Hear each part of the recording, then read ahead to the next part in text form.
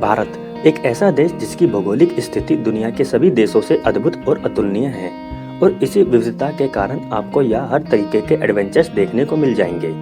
और आज इस वीडियो में मैं आपको उन्हीं में से कुछ ऐसे एडवेंचर्स बताने वाला हूँ जो आप भारत में बड़ी आसानी से कर सकते हैं और उन एडवेंचर्स को करने के लिए आपको कितने रुपए तक देने पड़ सकते हैं। तो सबसे पहले शुरुआत करते हैं रिवर राफ्टिंग से।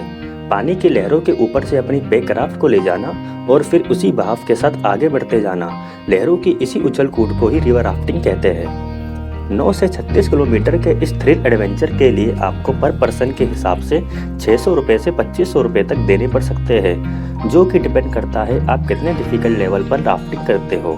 भारत में रिवर राफ्टिंग के लिए सबसे बढ़िया जगह ऋषिकेश, दांडेली, मनाली, अरुणाचल प्रदेश, कुर्ग और लद्दाख है, जहां आप इस एक्टिविटीज़ का लुत्फ उठा सकते हैं। स्कूबा डाइविंग, जितने खूबसूरत नज़ारे इस बाहर की दुनिया में है उससे भी कई ज़्यादा खूबसूरत पानी के अंदर की दुनिया है और इसी रहस्यमयी दुनिया को जानने के लिए सबसे बेस्ट एडवेंचर है स्कूबा डाइविंग, जिसके लिए आपको 3500 से 7000 रुपये तक चुकाने पड़ सकते हैं। लेकिन मानसून के समय में ये एक्टिविटी काफ़ी रिस्की हो जाती है, तो उस समय स्कूबा डाइविंग करने से बचें। स्कूबा डाइविंग के लिए अंडमान निकोबार और गोवा जैसे कोस्टल एरिया सबसे प्रसिद्ध माने जाते हैं।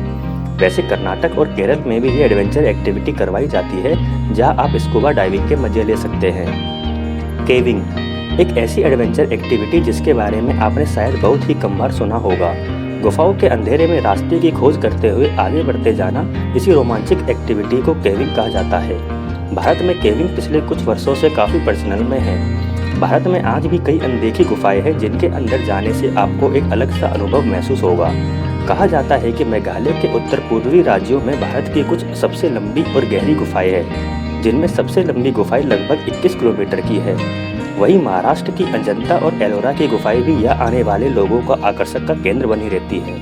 वहीं आंध्र प्रदेश, मध्य प्रदेश और कर्नाटक में भी आपको ये एडवेंचर करने का मौका मिल जाएगा। बंजी जंपिंग एक ऐसा स्पोर्ट जिसमें आपके पैरों और बॉडी में केबल बांधकर आपको हवा में घड़ी के पेंडुलम की तरह लटका दिया जाएगा। इस स्पोर्ट के सामने दुनिया के सारे वेव स्विंगर फीके हैं, मगर इस एक्टिविटी को करने के लिए आपके दिल का मजबूत होना बहुत ही ज़रूरी है। भारत में वैसे तो कई जगहों पर बंजी जंपिंग करवाई जाती है, मगर ऋषिकेश और गोवा की बंजी जंपिंग काफ़ी फेमस है। भारत में बंजी जंपिंग का रेट 3000 रुपये से स्टार्ट हो जाता है। पैराग्लाइडिंग, अगर पक्षियों को देखकर आपका मन भी हवा में उड़ने का करता है तो ये एडवेंचर एक्टिविटी आपके लिए ही बनी है और इंडिया के हर कोने में आप इस एक्टिविटी का लुत्फ भी उठा सकते हो। लेकिन इसके लिए भी आपके दिल और दिमाग का मजबूत होना काफ़ी ज़रूरी है। भारत में पैराग्लाइडिंग करने का खर्च 3000 से 6000 रुपये तक आता है। ब्रिबलिंग, नंदी हिल्स, मनाली, गैंगटॉक, मसूरी जैसी जगहों पर आप पैराग्लाइडिंग का मजा ले सकते हो।